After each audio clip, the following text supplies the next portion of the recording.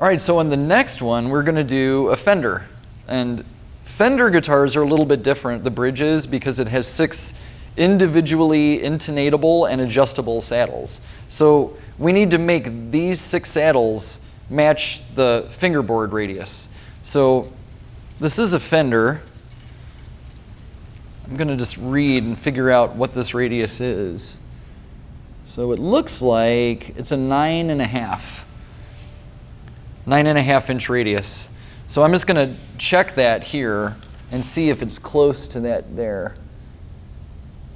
And it looks like the E's up a little bit high, and the others are a little out of alignment. So this is cool. We're going to get this adjusted correctly then. So what I do, step 1 is I put the guitar into tune.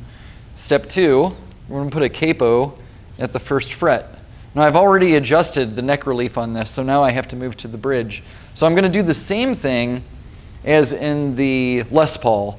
So I have a capo on the 1st fret, and now I'm moving here to my 12th fret to read the action height. So that's a little bit high. It's like a high 4/64. So let's move that down just a little bit. I'm going to still shoot for 5 and 4.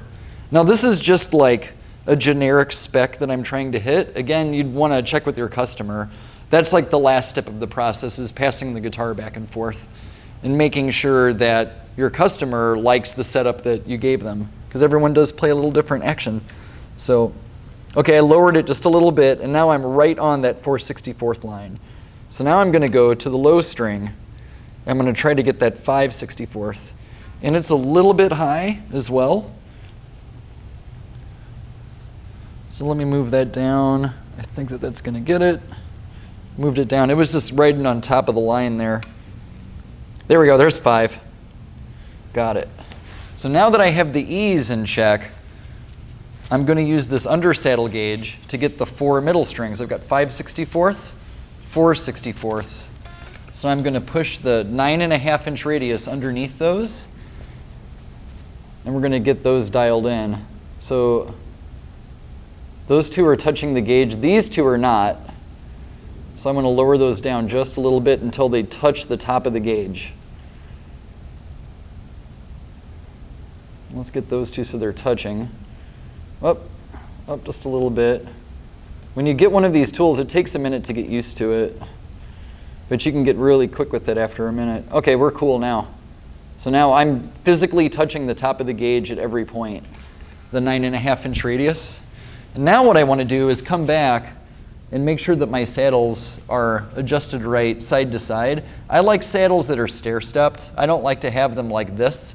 Some people do set them like that, but I think your setup will last longer if the saddles are all stair-stepped. So I want to come in here like this one.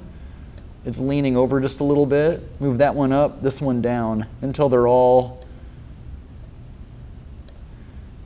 stair-stepped like that. That way you're putting, each screw has an equal amount of downward tension from the string.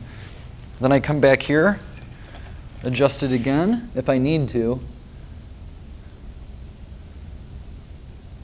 And that should be okay. It was pretty close to begin with. It was really just these 2 strings that were up a little bit too high. So there we go. Now I'll put the guitar back in tune, and we'll move on to the nut.